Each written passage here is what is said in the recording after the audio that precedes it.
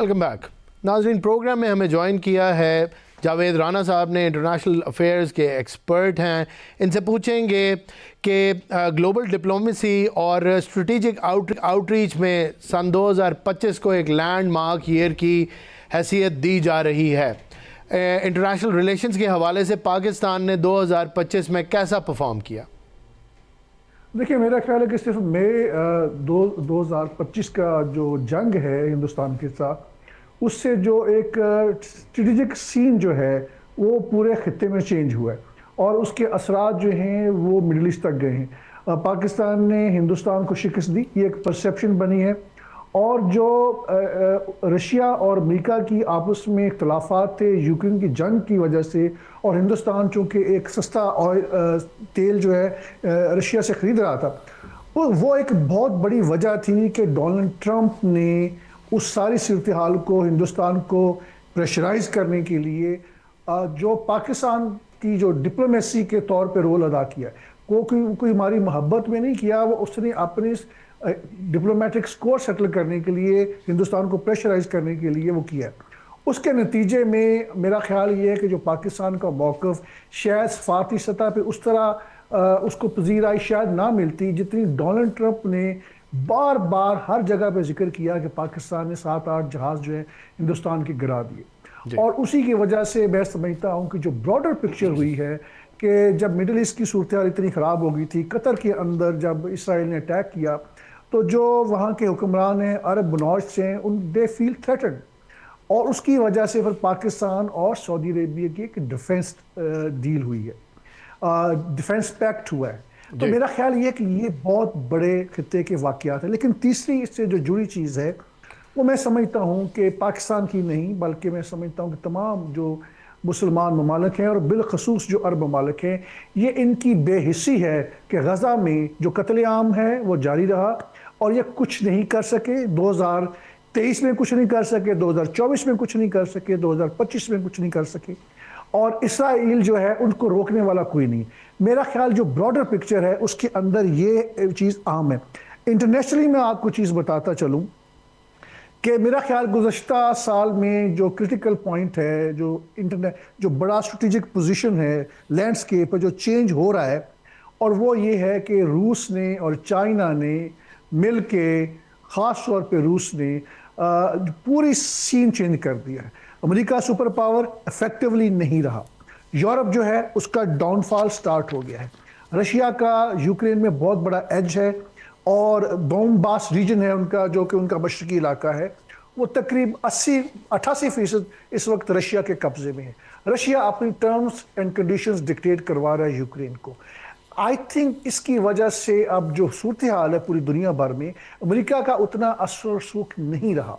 और मैं इस तनाज़ुर में पाकिस्तान के हवाले से बात करूंगा कि पाकिस्तान का जो रिलेशनशिप जिसके ऊपर हम बहुत गुडियाँ मना रहे हैं, वो ट्रांजैक्शनल है, टैक्टिकल है, ये ज़्यादा लंबा चलने वाला नहीं है। और उसकी बुनियादी वजह यह है कि देखें, हम अमेरिका को क्या बता रहे हैं कि देखिए दैश आपके लिए बहुत बड़ा खतरा है, इसकी वजह से आपका कोऑपरेशन हमारे साथ ज़रूरी है। तो we are creating our relevance to the Americans, ताकि हम इंटरनेशनल पॉलिटिक्स में किसी तरह रेलिवेंट रहें। तो ये हमें कोई बहुत मोहताज से चलने की ज़रूरत है। जो हमारे मिलिट्री गेन्स हुए हैं हिंदुस्तान के ख़िलाफ़, उसको हमें बड़ा सफारती सतह पे अपने कार्ड्स को बड़े एहतियात से चलना है। जो इस वक्त मशरिक़ वुस्ता की सूरत हाल है, उसमें किसी मुल्क का हमें साथ देने की ज़रूरत नहीं है, तावक्ते के अगर खुदा न खास्ता सऊदी अरब पे हमला हो जाता है तो हमें ज़ाहिर है सऊदी अरब का साथ देना होगा। लेकिन अगर if we have to choose some side, तो हमें सऊदी अरब को चूज़ करना चाहिए against any other Arab country. This is a critical important point for Pakistan perspective. Sir ये बताएं कि China's role is very important in the region. ज़ाहिर है साउथ एशिया एक बड़ी ताकत है और इमर्जिंग सुपर पावर है। पाकिस्तान ने जो विक्ट्री अचीव की अगेंस्ट इंडिया, और जो अभी सूरत हाल बन रही है, ज़ाहिर है आपने अमेरिका के साथ ताल्लुकात की तरफ इशारा किया, और इतने लॉन्ग लिव्ड आपको नज़र नहीं आते, ये आपकी राय है। पाकिस्तान की जो भारत के ऊपर एयरफोर्स की बर्तरी है, फौकियत है, उसको कैसे देखते हैं? और जो कोल्ड शोल्डर मिल रहा है इंडिया को, जाहिर है अरुणाचल प्रदेश और लद्दाख वाले एरिया के अंदर लाइन ऑफ एक्चुअल कंट्रोल के ऊपर भारत के अपने मसाइल हैं चाइना के साथ, बड़े ग्रेव किस्म के, और चाइना बड़ा उधर हैविली इन्वेस्ट कर रहा है. तो China being the short caller in the region and at the moment USA supporting Pakistan, where does India stand? It stand nowhere. खित्ते में बिल्कुल आइसोलेट हो चुका है जी. और बांग्लादेश, नेपाल, ये सारे ममालिक, मालदीव, ये श्रीलंका, ये सब इनसे तंग हैं. और हिंदुस्तान पाकिस्तान को आइसोलेट करने की कोशिश कर रहा था. इस हिंदुस्तान ने अरब ममालिक में उनकी इन्वेस्टमेंट अट्रैक्ट की, सारा कुछ किया. अब नेट रिजल्ट क्या हुआ है? फाइनल रिजल्ट ये हुआ है कि हिंदुस्तान फारग हो चुका है. सऊदी अरब के साथ हमारा डिफेंस पैक्ट है, तो इसलिए अब किसी भी सूरत में सऊदी अरब हिंदुस्तान को तरजीह नहीं देगा. और वो मिडल ईस्ट से भी अब निकाला जा चुका है. और सबसे बड़ी बात जो हमारे लिए बहुत बड़ा मौका है, और मेरा ख्याल हमने इस पर बहुत अच्छा काम किया है, वो बांग्लादेश का मामला है. बांग्लादेश में हम फुली इन हैं. बांग्लादेश की नई जनरेशन आ गई है जो 1971 की जितनी हिस्ट्री है वो उसको रिव्यू कर रहे हैं. इस वक्त इतने प्रो पाकिस्तान सेंटीमेंट्स हैं बांग्लादेश के अंदर कि अगर आज आप उनके साथ कन्फेडरेशन की बात करें या डिफेंस पैक्ट की बात करें, वो कर लेंगे. और हमें इसकी अशद ज़रूरत है, इसलिए कि हमने हिंदुस्तान को स्ट्रेटेजिकली और मिलिटरीली इनसर्कल करना है.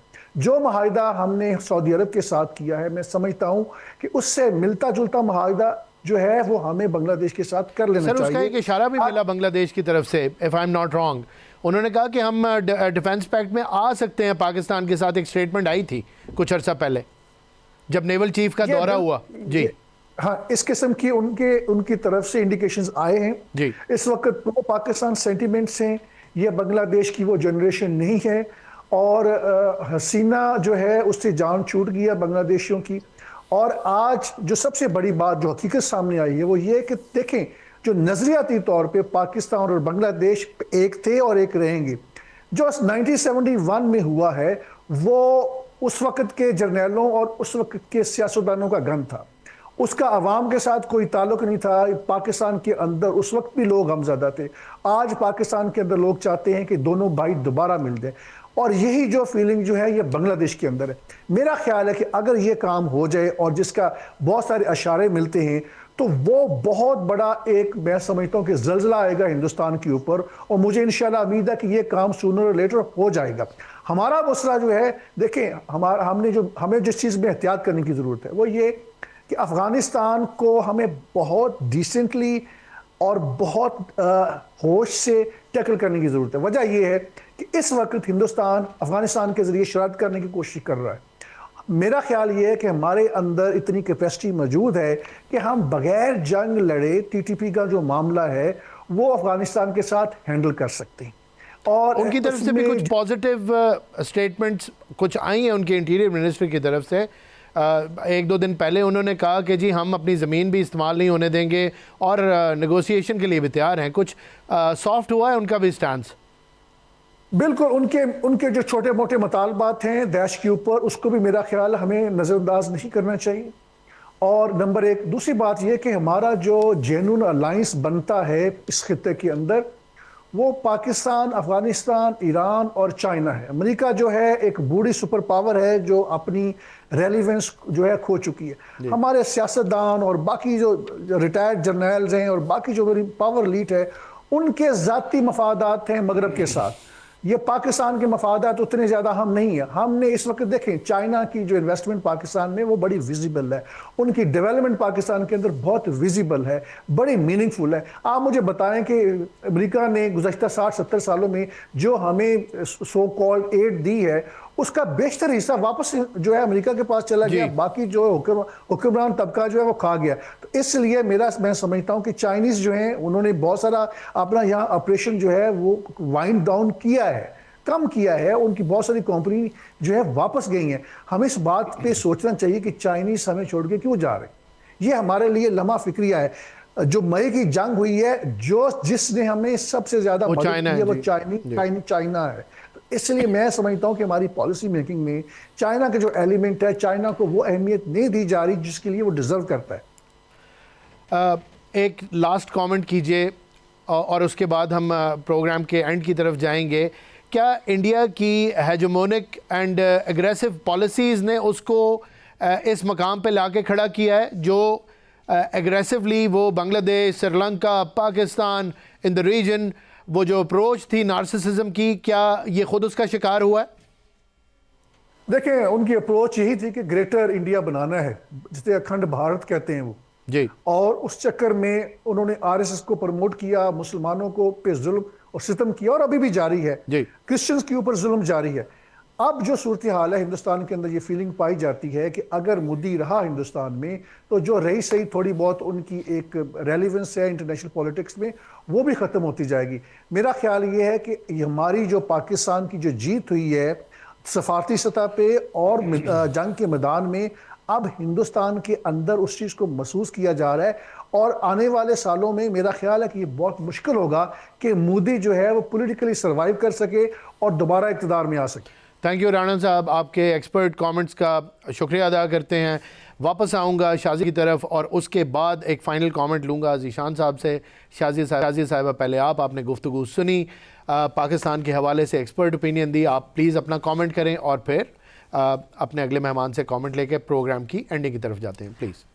देखिए, 2026 आ रहा है और एक दुआ के साथ कि ये 2026 हमारे लिए खुशियों का बाइस हो, बरकतों का बाइस हो, सेहत का बाइस हो और खुलूस और मोहब्बत और भाईचारे बांटने का बाइस हो।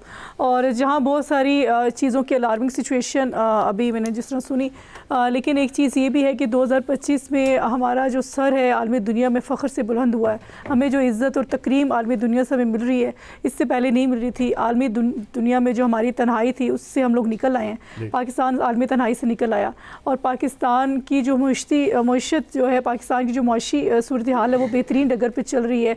इन्वेस्टर्स आ रहे हैं, फाइनेंस के तौर पे पाकिस्तान में इन्वेस्टमेंट हो रही है और एक बेहतरीन जो कहते हैं ना, एक रोशन बाब खुल रहा है। और 2026 इंशाल्लाह इस उम्मीद और यकीन के साथ कि मिल के काम करने का साल हो और मैं समझती हूँ कि पॉजिटिविटी का साल हो, पॉजिटिविटी के साथ अच्छे इनिशिएटिव उठाने का साल होगा और बहुत सारी चीज़ों को हम लोग साइड लाइन करके बेहतरीन शोल्डर टू शोल्डर मिल के काम कर सकते हैं। मल्टीपल जमातों के साथ मिलकर हमने एक गवर्नमेंट बनाई। इंशाल्लाह जो इंतशारी चीज़ें हैं उसको साइड लाइन करते हुए बेहतरीन पॉजिटिविटी के साथ, मोहब्बत, भाईचारे, खलूस के साथ 2026 में आवाम को डिलीवर करने का साल होगा। और इंशाल्लाह हम कोशिश करेंगे कि इन जो नेगेटिविटी वाली चीज़ें हैं उसको साइड लाइन करें और बेहतरीन खुशियाँ और मोहब्बतें और खलूस बांटें, क्योंकि जो चीज़ हम डिलीवर करते हैं, जो चीज़ हम बांटते हैं, वो रिटर्न होकर वापस आती है। तो इंशाल्लाह उम्मीद है।